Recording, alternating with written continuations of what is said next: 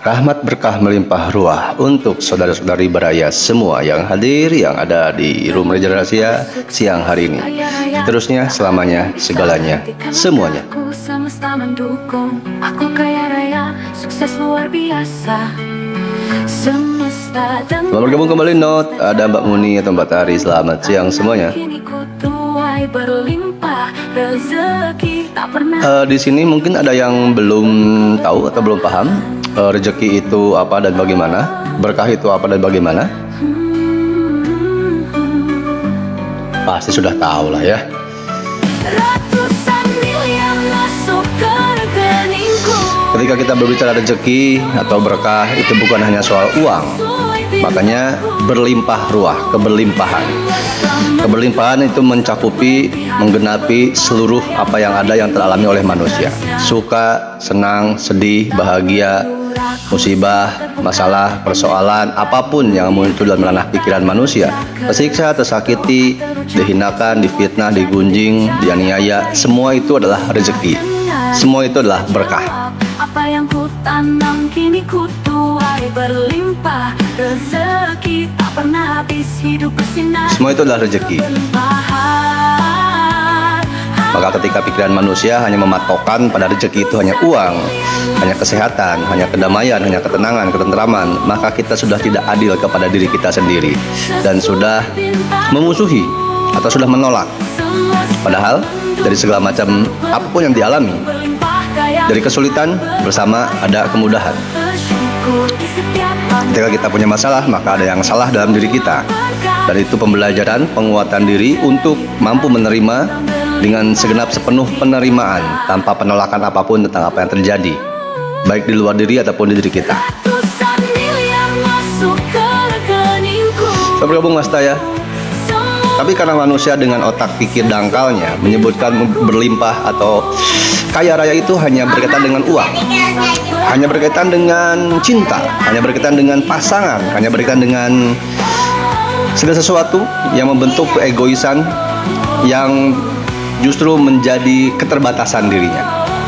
Ujung siang Mas Taya. Dan manusia dengan otak pikiran dangkalnya hanya mau enaknya saja, hanya maunya bahagia atau senang saja. Dan bahagia, senang, bahagia itu pun dipatokkan pada satu objek yang menurut pikiran dangkalnya adalah hanya satu, A, B, dan C. Padahal tidak begitu.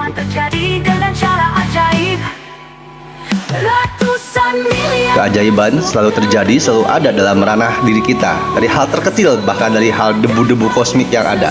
Hanya tinggal disadari, menyadari, dan menerima totalitas utuh pada semua yang terjadi dengan apa adanya.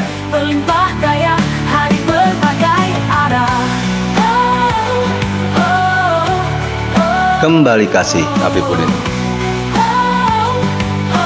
Seorang binaragawan yang fitness, dia selalu angkat besi, angkat beban. Mulai dari 5 kg, wah berat, badannya pegal-pegal, capek dan lain sebagainya. Tapi ketika terus dilakukan dan dia tahu tujuannya apa angkat beban tersebut, maka dia terus memacu, meningkatkan kekuatan dirinya dalam mengangkat beban. Akhirnya dari 5 kilo bisa di 10 kilo, 20 kilo, dan seterusnya. Begitupun ibaratnya kita dalam menjalani kehidupan. Ada beban, masalah, dan segala macam. Kita harus senang, harus gembira justru. Karena disitulah kita akan ditingkatkan, diluaskan, dinaikkan, atau munggah.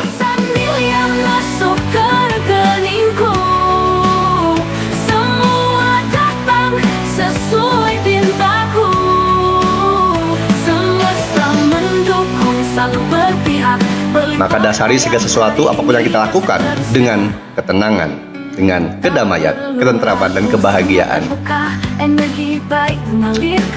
Dan itu semua nanti setelah detail mengenai kesadaran murni, mengenai ajaran nenek moyang, mengenai apapun itu saya tuliskan nanti di buku yang kedua, yang tadi baru 57 halaman, Dimensi Astra. Sudah saya tuliskan beberapa, tidak semua, karena lebih lengkapnya adalah kepada lelaku nyata atau praktek. Terima kasih Matur Sembah Nuwun yang sudah membeli buku Dimensi Mimpi, yang sekarang tinggal sisa 47 buku lagi. Buku Dimensi Mimpi ini adalah buku perjalanan praktek saya dari 2002 sampai 2017.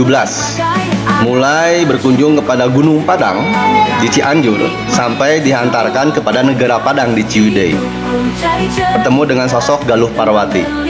Di Dimensi Mimpi ini, buku yang pertama ini ya, tinggal 47 buku lagi, itu saya bercerita tentang semua ceritanya. Jadi kalau dibaca itu novel, fiksi. Nah, penjelasan penjabaran apa itu Galuh Parwati dan lain sebagainya, tentang ratu yang Mas Taya juga sudah memposting dan semua orang juga rata-rata sudah tahu tentang salah kaprah makna tersebut, saya tuliskan.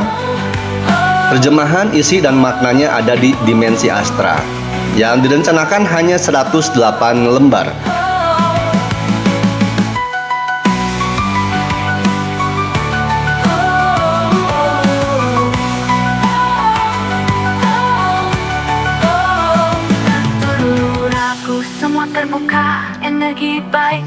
Dan buku yang saya ketikkan ini disebutnya trilogi dimensi. Jadi buku yang satu berkaitan dengan buku yang kedua, buku kedua berkaitan dengan yang ketiga. Pertanyaan yang di buku pertama bisa terjawab di buku yang kedua, pendalamannya bisa di buku yang ketiga atau sebaliknya. Bisa acak, polanya acak. Tergantung pada kapasitas dirinya masing-masing ketika membacanya.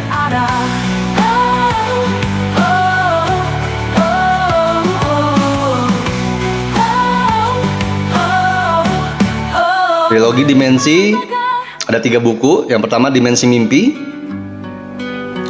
Waktu itu saya cetak terbatas cuma 100 cetakan dan ini bukunya. Tinggal 47 buku lagi. Buku kedua Dimensi Astra, yang ketiga baru Dimensi Tuhan. Rampes Baraya Tuan Haji selalu bergabung. Waalaikumsalam Rahayu. Berlimpah rezeki tak pernah habis. Amelia selalu bergabung. Penuh keberlimpahan. Memang kita tidak bisa pungkiri semua sekarang sudah digilir dan bergulir menjadi salah satu kekuatan atau kesaktian, sebutlah ya. Kesaktian ada pada orang yang memiliki banyak uang, atau lebih tepatnya orang yang kaya raya. Nah, arti kaya raya sendiri di ranah nenek moyang kita itu sangat jauh berbeda dengan kaya raya penyebutan atau pemahaman yang ada pada saat dunia saat ini. Semua terbuka, energi baik mengalir ke kita, kerja keras, doa terucap, semua terjadi dengan cara ajaib. Suparmin sampai bergabung. Dengar semesta jawab, apa yang ku tanam kini ku tuai, berlimpah rezeki tak pernah. Mas Li, terima kasih tiap layarnya. Kaya raya artinya apa bang? Nah, nanti saya tuliskan di buku ya. Nanti saya tuliskan di buku karena tidak akan menjadi guna apa-apa, tidak akan menjadi fungsi apa-apa ketika pengetahuan atau kawruh hanya dihafalkan, lalu di copy paste, disebarluaskan hanya seperti dongeng-dongeng cerita-cerita belaka tanpa bisa dimengerti, bisa dirasakan, lalu dibuktikan. Dan semua kawruh nenek moyang kita atau ilmuwan nenek moyang kita itu semuanya selaras sesuai dengan logika akal. Ketika kita bicara mengerti, maka si akal kita harus masuk logika, masuk akal. Ketika sudah masuk akal, dapat dimengerti dari pengetahuan yang hadir, maka bisa dirasakan. Bukan rarasaan, bukan perasaan, atau bukan prasangka. Bahkan prasangka pun bisa dikupas jauh lebih dalam.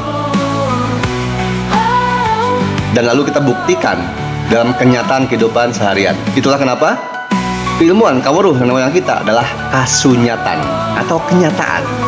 Jangan sama sekali tidak bertolak belakang atau tidak berlainan, tidak kontra dengan akal logika, karena semuanya hasil dari keselarasan Tritantu, Tridaya, Triaji Sakti dan lain sebagainya. Akal atau nurani, ada nalar, naluri, nurani, IQ, EQ, SQ, semuanya ada. Dan itu nenek moyang leluhur Nusantara sudah jutaan tahun lalu sudah mengamalkannya atau mempraktekannya. Jadi ketika bicara amal, kalau pakai bahasa saudara kita yang muslim, Itu adalah perbuatan laku tindakan nyata.